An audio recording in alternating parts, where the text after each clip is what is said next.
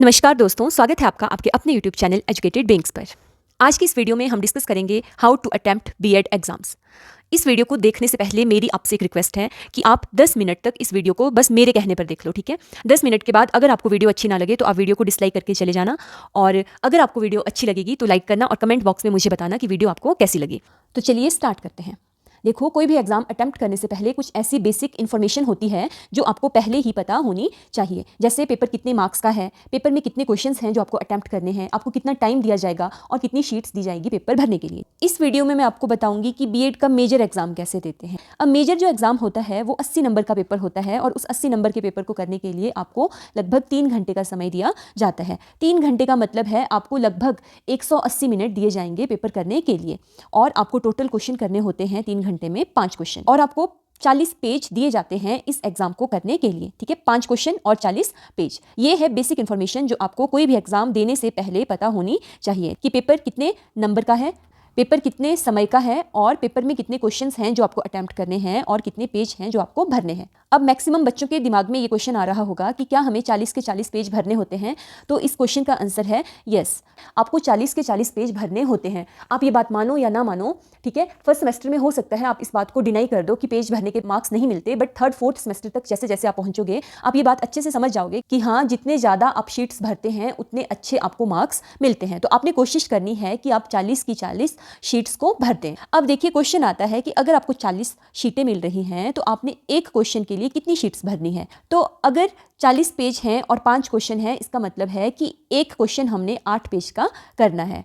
तो ये बात यहाँ पर क्लियर होगी कि शीट्स फॉर 1 क्वेश्चन, एक क्वेश्चन को करने के लिए हमने 8 पेज भरने हैं, और ये एक क्वेश्चन कितने नंबर का होता है, 16 नंबर का। अब है टाइम फॉर 1 क्वेश्चन, कि एक क्वेश्चन को करने के लिए हमने कितना टाइम लगाना है। हमें पता है कि टोटल टाइम हमें 180 मिनट दिए हैं, और टोटल क्वेश्चन कितने हैं, 5। तो 80 divide by 5 that is 36 minutes, 36 minute. तो ऐसा नहीं है कि हमने 36 के 36 मिनट एक क्वेश्चन को करने के लिए लगा देने हैं। हमने कोशिश करनी है कि हम एक क्वेश्चन को करने के लिए लगभग 35 मिनट का समय दें, ठीक है। तो इस हिसाब से 5 मिनट हमारे पास एक्स्ट्रा बच जाएंगे, जिस 5 मिनट में हम जो और छोटे मोटे काम रहते हैं एग्जाम के दौरान उनको करेंगे, जैसे अटेंडेंस शीट साइन करना, है ना, या फिर हमारा पेन नहीं चल रहा है ना, तो किसी से पेन मांगना, या फिर किसी को पेन देना, पानी पीना, ये सारे काम हम इन 5 मिनट में करेंगे। अभी तक हमने क्या क्या समझा। हमने समझा कि पेपर जो मेजर पेपर होता है वो 80 नंबर का होता है, ठीक है। उसको हमें 3 घंटे में करना होता है। 3 घंटे का मतलब है 180 मिनट। अब 180 मिनट में हमें 5 क्वेश्चन करने होते हैं, और हमें ये पूरा पेपर करने के लिए 40 पेज दिए जाते हैं, जिसमें हमारी कोशिश होती है कि हम 40 के 40 पेजों को भरें। तो अगर हमने 5 क्वेश्चन करने हैं 40 पेजों में, इसका मतलब है कि एक क्वेश्चन को करने के लिए हमने 8 पेज भरने हैं। ये दिमाग में आपके पहले से होना चाहिए कि मैंने इस क्वेश्चन को 8 पेज में करना है। अब टाइम कितना देना है, हमारे पास 180 मिनट टोटल हैं, जिसमें हमने 5 क्वेश्चन करने हैं। तो इसका मतलब है कि एक क्वेश्चन को लगभग 36 मिनट का वक्त देना है, बट हम 36 के 36 मिनट एक क्वेश्चन को नहीं देंगे, हम थोड़ा सा टाइम बचा के रखेंगे और जो फालतू के काम होते हैं उनको करने के लिए। अब इसके बाद है मार्क्स पर पेज, कि अगर मैं 40 के 40 पेज भरती हूँ तो मुझे मिलेंगे 80 नंबर, ठीक है। इसका मतलब है कि एक पेज के मुझे कितने मार्क्स मिलेंगे, 2 मार्क्स, है ना। एक पेज अगर मैं लिख रही हूँ तो उसका मतलब है कि मैं 2 नंबर का कंटेंट लिख रही हूँ। तो अब देखो, जब ये वाली चीज़ मेरे दिमाग में क्लियर हो गई, ये सबसे ज़्यादा इंपॉर्टेंट चीज़ है। एक पेज मतलब कि 2 नंबर, ठीक है। तो अब अगर मुझे कोई 2 नंबर का क्वेश्चन आता है तो मैं उसको 1 पेज में लिखूंगी। अगर 4 नंबर का क्वेश्चन आता है तो उसको 2 पेज में लिखूंगी, 6 का 3 पेज में, 8 मार्क्स का क्वेश्चन 4 पेज में, और 16 मार्क्स का क्वेश्चन 8 पेज में। इतना आपको क्लियर हो गया होगा। अब देखो, जितने भी मेजर क्वेश्चन थे वो हमने इधर क्लियर कर दिए कि एक क्वेश्चन को करने के लिए टाइम कितना लगाना है, लगभग 35 मिनट्स, है ना। एक क्वेश्चन को करने के लिए पेज कितने भरने हैं, 8 पेजेस। इसके साथ ही मुझे एक बहुत इंपॉर्टेंट चीज़ पता लगती कि एक पेज को भरने के मुझे कितने नंबर मिलेंगे, 2 नंबर मिलेंगे। तो अब कितने भी मार्क्स का क्वेश्चन होगा मैं एकदम से डिसाइड कर पाऊंगी कि मुझे कितने पेज भरने हैं इस सिंपल से फॉर्मूले को लगाकर। ओके, अब आगे चलते हैं। अब हम सीखेंगे कि हमने किस हिसाब से किसी क्वेश्चन को अटेम्प्ट या फिर प्रेजेंट करना है। तो हर एक क्वेश्चन को अटेम्प्ट करते टाइम आपने ये 4 पॉइंट ध्यान में रखने हैं कि सबसे पहले आपने इंट्रोडक्शन लिखनी है, उसके बाद डेफिनेशन, फिर आप फ्लो चार्ट बनाएंगे, और उसके बाद फ्लो चार्ट में दिए गए सारे पॉइंट्स को डिटेल में एक्सप्लेन करेंगे, और एंड में हम लिखेंगे कंक्लूजन। अब एक एग्जांपल ले लेते हैं कि मान लीजिए आपको क्वेश्चन आया है कि define critical thinking and what is the role of critical thinking in enhancing writing skills, कि क्रिटिकल थिंकिंग क्या होता है और इसका रोल क्या है राइटिंग स्किल्स को एनहेंस करने में। तो सबसे पहले हम इंट्रोडक्शन लिख देंगे कि क्रिटिकल थिंकिंग क्या होती है, फिर हम कुछ डेफिनेशंस लिख देंगे क्रिटिकल थिंकिंग की, और एक पेज में हम कंक्लूजन लिखेंगे लास्ट में, है ना। अब देखो, इंट्रोडक्शन और डेफिनेशन का एक पेज का कंक्लूजन और एक पेज में हम फ्लो चार्ट बना देंगे जिसमें हम रोल ऑफ क्रिटिकल थिंकिंग को लिखेंगे। अब 3 पेज लिख दिए और हमने टोटल 8 पेज लिखने हैं, है ना, मतलब कि 5 पेज बच जाएंगे। तो जो बीच के 5 पेज होंगे, है ना, इंट्रोडक्शन और कंक्लूजन, और बीच में एक पेज पे हमारा फ्लो चार्ट बनेगा, और जो 5 पेज होंगे उन 5 पेजों में हम जो फ्लो चार्ट के पॉइंट्स हैं उनको डिटेल में एक्सप्लेन करेंगे। जैसे मान लो आपने 10 पॉइंट लिखे तो आप एक पेज पे 2-2 पॉइंट्स को एक्सप्लेन करके 5 पेज भर देंगे। इस टाइप से आपने हर एक क्वेश्चन को अटैम्प्ट करना है। अब हम सीखेंगे डिफरेंट टाइप के फ्लो चार्ट्स बनाना।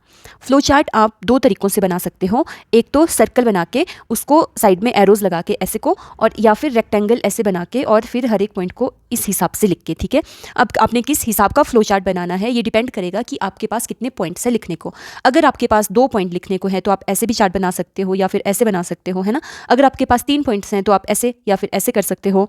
अगर 4 पॉइंट्स हैं तो सर्कल में ये करके, और अगर 6 पॉइंट हैं तो ऐसे, और 8 पॉइंट हैं तो ऐसे। अगर आपके पास इवन नंबर में पॉइंट हैं, जैसे 2 पॉइंट लिखने को हैं, 4 हैं, 6 हैं, 8 हैं, 10 हैं, तो आप 2 पॉइंट्स के लिए तो रेक्टेंगुलर फ्लो चार्ट अच्छे से बना सकते हो, मगर 4 पॉइंट्स, 6 पॉइंट या 8 पॉइंट के फ्लो चार्ट बनाने के लिए ये जो सर्कुलर फ्लो चार्ट रहते हैं ये अच्छे रहते हैं बनाने के लिए, और 10 पॉइंट्स का आप ऐसे रेक्टेंगुलर करके बना सकते हो।